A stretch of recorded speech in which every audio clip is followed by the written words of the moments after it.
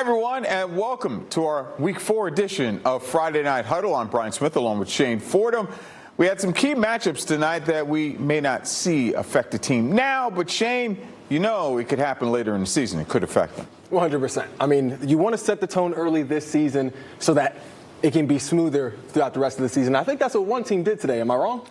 May have, yeah. Let's begin with our game of the week. Southeastern District clash involving different cities. Nansemond River out of Suffolk facing off against Chesapeake's own Western Branch. Let's head to Bruin country.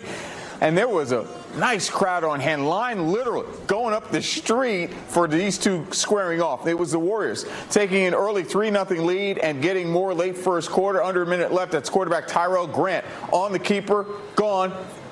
10-0 lead. The Bruins appeared to respond. David Ortel rolling to his left, buys time, connects with Trey Miller.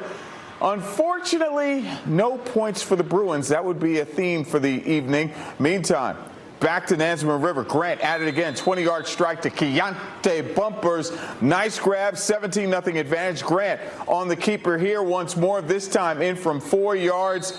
Warriors roll to a 40-6 win over the Bruins. Let's go over to Portsmouth. How about the Greyhounds of Norcom? Rough start this season, 0-3 on the road at Manor, who's 2-1. They actually led at halftime 19-8 over the Mustangs and trying to get more. That's William Herndon going over from 3 yards for a score. Greyhounds adding to their lead 26-8. Their defense stout as well. Rashad Harris gets in on the sack, and the Greyhounds winless no more. They take down Manor by a final of 38-8. Let's go around the area. Lansdowne, no problems with Princess Anne. Tollwood by 3 over First Colonial. Kellam tops Ocean Lakes 28-21. Deep Creek, no problems with Hickory 41-24. And tomorrow, not hidden, Oscar Smith, man, they will take on Indian River tomorrow afternoon at 1 p.m. Let's go around.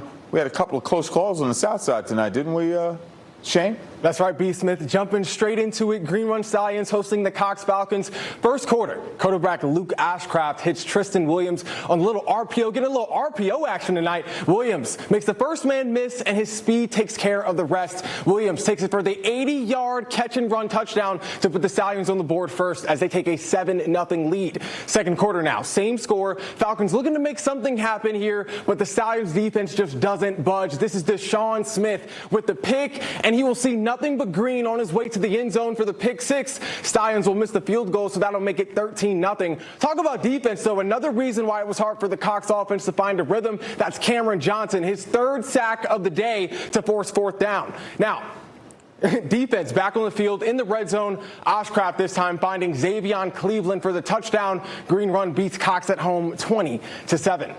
Now switching over to Bayside hosting Salem. Third quarter, Bayside leading 13-7 in the red zone. Cam Kirby finds wide open Breon Hardnett for the touchdown. That'll extend the lead to 20-7. Bayside back on offense. Salem looking to take a stand. Sun Devils get the pick, which leads to this touchdown from about 5 yards out. That'll make it one possession. Bayside is now up 27-14. Salem looking to stay in the game. They take a shot, but Jair Collins rejects it. He gets the pick and sets the offense near the opposite 10. Now to ice the game, Kyron Brown gets the ball straight up the middle, and he walks in for the score. Bayside beats Salem 34-21. Area scores: Kings Fork beats Great Bridge 56-14. Norview tops Granby 20-7. Lake Taylor beats Booker T. Washington 53-20. Churchland wipes Henrico 65-0. Well, Shane, we're going to go to the Peninsula side of the game. This season so far, 4 weeks in, there are teams trying to figure things out. And that's a normal thing. There's always kinks that need to be sort of ironed out towards the beginning of the season. But you would rather have those kinks now as opposed to come November, come December, for some teams, come January. You definitely don't want that. Let's go to the Peninsula like we were talking. Unbeaten Poquoson on the road against Grafton. Let's pick things up first quarter. Xavion Hendricks from 35 yards out hits Jayshon Teague for a touchdown. How about the Clippers in front 10-0? You kidding me? Same quarter. Poquoson would get a safety to make it 10-2. Then Austin Conley gets the handoff on the reverse. Hurting ankles left and right. 35 yards. That made it 10-9. They actually go on to win 45-10.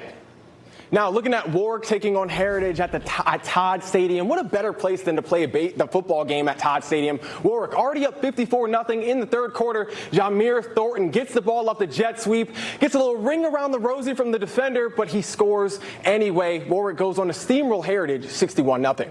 Yeah, now let's go around the peninsula. In this case, Bethel, big winners over Denby, 54-15. Smithfield edging War Hill, 32-29. York blanking Gloucester by a final of 34-0. Catholic Isle of Wight, no report. But how about Nansemond Suffolk Academy? They wound up shutting out Hampton Roads Academy 56-0. North Cross dropped the 53-piece on Atlantic Shores, 53-12. Your final, St. Christopher's wound up edging Norfolk Academy 17-10. And Windsor, Northampton, no report. Got to mention two NFL news. We talked about it at 6 o'clock. Jaden Daniels, a no-go for Sunday's game against the Raiders. So Marcus Mariota will be in his place come Sunday. Super Mariota. That'll wrap it up. For Shane Fordham, I'm Brian Smith.